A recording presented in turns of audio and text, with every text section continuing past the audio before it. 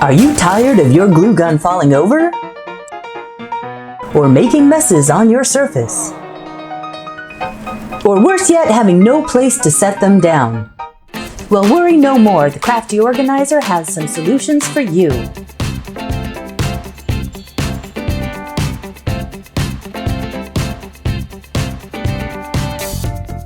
Hello, welcome back to the Crafty Organizer. Thank you for indulging me with this silly infomercial introduction. I just thought it would be fun to do something a little different. On this channel, I love bringing you ideas for organizing, decluttering, doing DIYs, upcycles, and anything crafty. I'm Noreen, and I'm so happy to have you here. If it's your first time, welcome. I put up a short about a week ago and let you vote on which glue gun organizers you liked the most. And today I'm going to bring you the top 5 based on your feedback. Now, because I love a good budget, these are all things that you could get at your local dollar store, 99-cent store, or things that you might already have lying around the house. Let's start with the glue gun holder that got the most votes. Now, the color on this really drew me in, but I'm going to go ahead and make some modifications. Now, you're going to need a little frame, new or used. This was one I had lying around. You just want it to fit the wood. In this case, I used these little wall shelves. It was a 2-pack that I got from the Dollar Tree. From the frame, all you really need is the glass. And again, the size doesn't matter as long as it covers a majority of the surface area of one of the shelves. Now, I only need the actual wood pieces, and every one that I show you is going to be customizable. So make sure you're thinking about your specific needs. I have a larger desk space, so I'm going to be playing with the layout of this until it aligns perfectly. I also got one of these little crates from the Dollar Tree. They also sell them at most of the hobby stores. And again, make sure this fits your needs. If you don't want a large one, you can go ahead and only use one piece of wood. The other thing we're going to need, though, is a holder for your glue gun. And in this case, I got these universal hooks. These were from the 99-cent only store. And I'm going to be using this with some of the little wooden Jenga tower game pieces, also at your local dollar store. I'm going to place the hook on top, and I'd like mine a little bit taller, so I'm going to use 3 Jenga pieces, and I'll show you how we attach that later. But this is going to make the perfect holder for my glue gun. Now, to attach the wood pieces together, I'm going to use some of the Gorilla Glue, and I'm going to attach the 2 planks together. Now, I'm using this Jenga block to show you these are not milled perfectly, so you're going to want to play around and see how you get them the most flat. There's no planer involved here, and these are dollar items, so make sure that this is going to work for your needs. I'm going to put some of the wood glue at the end of each piece, and I'm going to tap it around to distribute the glue evenly and then press and hold together.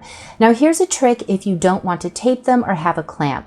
If you have a swing line stapler, press the bottom, releasing the top to open to make it flat, and you can now staple these together, holding it in place until that glue dries. These staples will come out super easily with a small craft knife or small screwdriver head. I'm going to set these aside until it dries, but this will absolutely hold beautifully. Now I'm going to work on assembling the Jenga pieces. I'm just going to attach all 3 together with a single line of glue in between each layer. I do want to make sure that these are aligned neatly. You notice I'm wiping the glue off. If you are planning to stain these pieces, you will need to sand them lightly to get the extra glue off. I have a different plan, so I'm not worried about it. Now that this is dry, you can decoupage it, cover it with paper, paint it, stain it, or leave it as is. I love this black and white print paper from the Dollar Tree. It's just a contact paper, and I'm just going to attach enough to cover the top because the bottom is going to be used for something else, which is why I'm not worried about the staplers being left in for mine. Now I'm going to push this all the way to the end and just have a little bit of overhang to go and wrap around the edges. I'll save this little piece for later.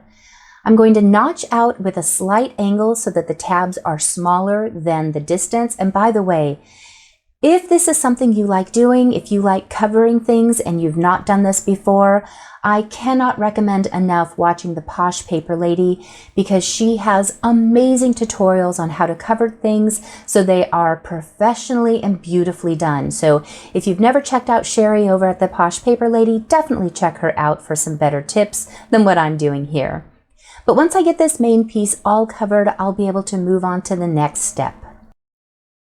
Next, I'm going to cover the little crate with the same contact paper. Again, you can do whatever you want to customize this. Now, here's a trick on how to decide if you have enough paper. You're going to put one end at the very end and flip it over for the second side, flip it again to the third side, and flip it again to the fourth side. If you still have paper left over, then you have enough paper to wrap all the way around the end. So all you will have to cut off is enough for the side of the box. I hope that makes sense. Now you could do this with paint if you want. I just got out a nice big fat Sharpie and I'm going to cover the edge of the top because I don't want to have to deal with wrapping my contact paper inside, and I like the look of the black edge. Now I can align the edge on the clean side of my cut contact paper, and the tighter you can wrap this, the better it's going to look. So I'm just going to keep making sure my edge is aligned with the box, pressing it in place. And now I can take my X-Acto blade and just cut each corner. Don't cut yourself, please. And I was trying to show you how I was cutting, so this was an awkward cut, but now I can go ahead and press down each one of these corners to get a nice clean finish. Now the bottom will not be seen, so I'm not worried about how this looks, but I am going to trim off this little extra piece here. Now I'm going to play with my placement just a little bit. I am playing with how much overhang I want, how much glass I want visible. So as I'm designing this, you'll be doing the same thing, deciding if you want the glass covering more surface space, less surface space. So make sure you're playing with it on your own. I decided by adhering the box to the vinyl base that I didn't want any glass in the way. So I pushed the glass more toward the middle. I'm going to be using the Temu generic version of E6000 because any other type of glue may not stick the two vinyls together, but I know the E6000 will. So I've moved the glass out of the way so that it's just vinyl attaching to vinyl and wood. I do want to put a little weight on here, so make sure you have something that you can press down on it. And now I'm going to attach the glass. Do be sure that you clean the glass first, otherwise you'll never get those little fingerprints off. I'm going to attach more of the B7000 or E6000 generic onto the vinyl, and here's something I want to show you. When you press down, you get a full solid dot. I hope you can see that here. When I let go, it starts to pull away. Hopefully you can see it here. By making sure you have something heavy on there and pressing down, you'll get a very solid adhesion, and this little piece of glass won't go anywhere. So again, make sure you have enough weight on there to press it down, and you will have a very solid attached piece of glass. While that's drying, I'm going to go ahead and work on attaching the hook to the Jenga pieces. I opted to put in a screw because these were wood glued together, were very solid, but you could use E6000. I was just running out of time, so I wanted to do something that was quicker. Now, I am going to caution you because I over drilled and it split the wood. I don't have any fear about it inhibiting the holding factor of the glue gun because it's still very solid. Now I'm going to take this outside and just spray paint it. Any type of spray paint will work. I just used what was on hand. While that was also drying, I did decide to take that scrap piece and cut it down so that it would fit on the inside of my box, just so it looked a little bit more cohesive. Now this piece is extremely sturdy and solid. Nothing is moving on here.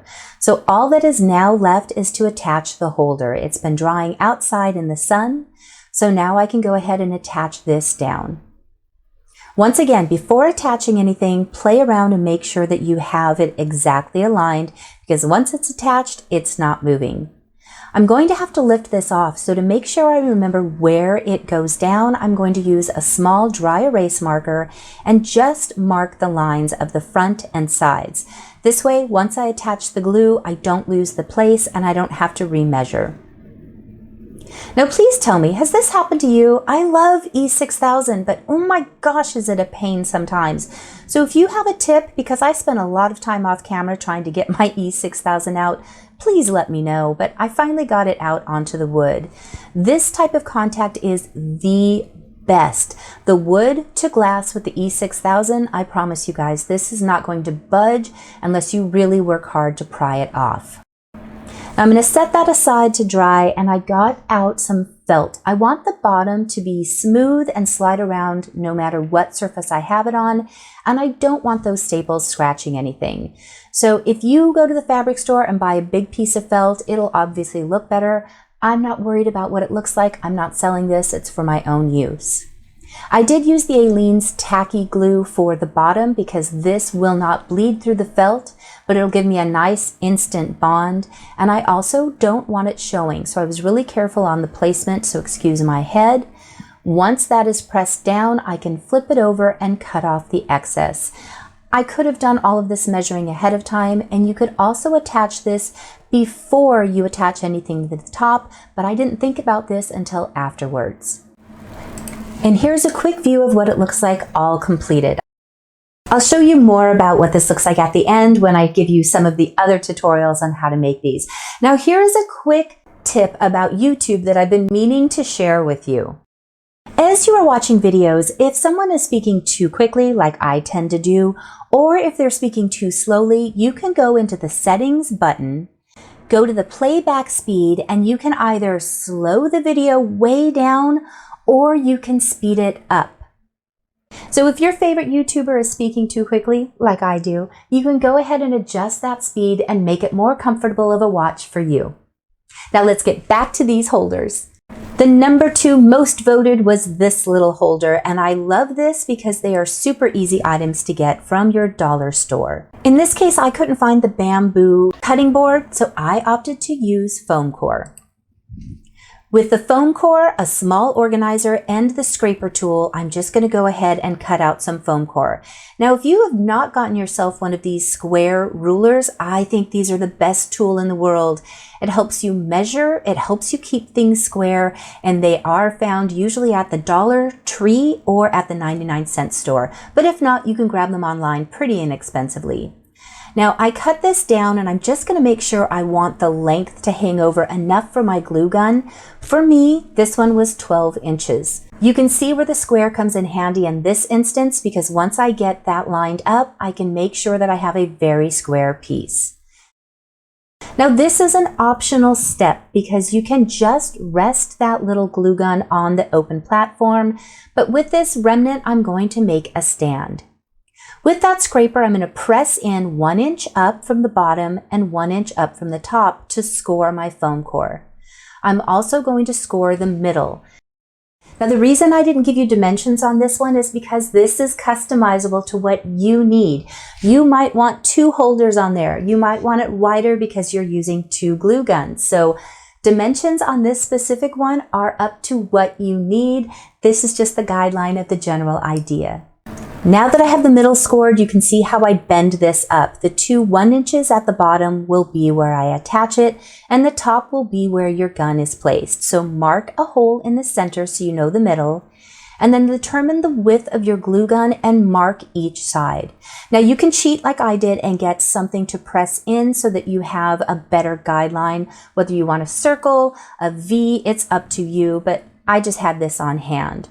Once I get the first half cut, I can mirror the same cut on the other side.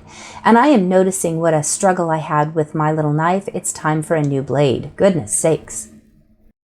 Now this is another option. You can decoupage, cover it, spray paint it. You can leave it as is. I opted to paint the edges. I would not use acrylic paint on these because it is a paper-based board and that will absorb and ripple your foam core. Now I got this little 3 compartment from the bathroom section of my Dollar Tree, but you can get these anywhere. And I love peeling things off when it's clean, so I thought I'd share this satisfying moment. But I'm going to place this at the end, and I'm going to place my scraper against it, and then I can decide where exactly I want to place the stand. Now I'm adding glue to the first 1-inch section, and I'm going to align it to the edge of my scraper and press down firmly until that dries. Thankfully, hot glue dries so quickly. Once that's firmly in place, I'm going to adjust it until I am happy with how wide the stand is, and I'm going to add the hot glue to the second 1-inch scored area. Once the glue has dried, I now have a very functional beginning of a hot glue holder. Look at that. Now to attach the little acrylic holder, I am going to use the glue dots. The reason I chose glue dots here is if I use hot glue, the plastic is going to peel off because hot glue doesn't like plastic. If I use a wet glue like Elmer's or E6000, it has the chance of absorbing into the paper. So these little glue dots, I can press it to the bottom and attach it to the paper and have a very firm hold. Now, these little glue dots, if you haven't worked with them before, are kind of like if you get your eyebrows waxed. You put it on, press it into place, and then yank quickly. That way they stay in place. I've done this slowly, and it diminishes the shape of the glue dot. If you need more thickness because of a ridge, you can just place 1 or 2 extra dots on top of each other to layer them. Now this one is done except for decorating however you choose and putting whatever you need in place. Now you'll notice I did not attach the scraper, and here's why. I use my scraper to press down my glue to hold things in place, but this allows me to take it off and also easily clean it. And look how easily that glue comes off the scraper. Now the third most voted was this Jenga block one. Now I'm not going to show you how to make this one, but here's why. I love our YouTube community and fellow crafters and organizers, and I really like to encourage you to equally support them. Kelly Barlow Creations is a channel that I love. I really think she's an amazing creator, and she made a holder that is phenomenal. So please check her out. And she's recently had a tragedy, and I just want to make sure that we give her as much love and support as we can. So if you're interested in this one, please check out her channel and make sure you watch her video and give her an extra hug. The fourth most voted was this glass holder.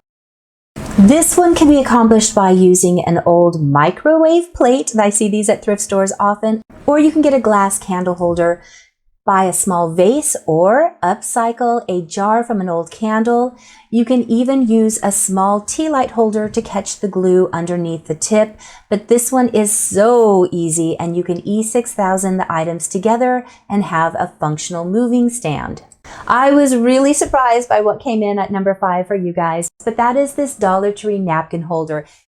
And this one was so easy that I did it in the store really quick just to show you the gist of it, because I know once you see it, you'll know how to put it together. By grabbing 2 of these napkin holders that are in the kitchen section of your Dollar Tree, all you have to do is slide them together, zip tie or wire, and get one of the silicone finger holders. This one's a small one, so find a larger one. Zip tie it into place, and you have one side for your glue gun and the other side for your glue sticks. You can't get any easier than that one. So of these that you saw, which one do you think is my favorite? I'm guessing the paper gave it away right away, but I absolutely love this black and white one. I love how sturdy it is. It looks beautiful. I can have it out on my desk all of the time, but because it's so sturdy, I can also put it up on my shelf and have it out of the way, and I don't have to worry about it breaking down if I move it a lot. This second one that I do really like is this foam core one. I think if I could have added a second layer underneath, or if I could have found the little bamboo cutting board, it would have been more sturdy. But what I like about both of these is you can customize these and add more holders. I like this one because of the 3 sections, but you can also add in holders if you want by just partitioning the inside. In this case, I used an old gum holder so that I have a specific spot for my scissors, my blades, and a pencil.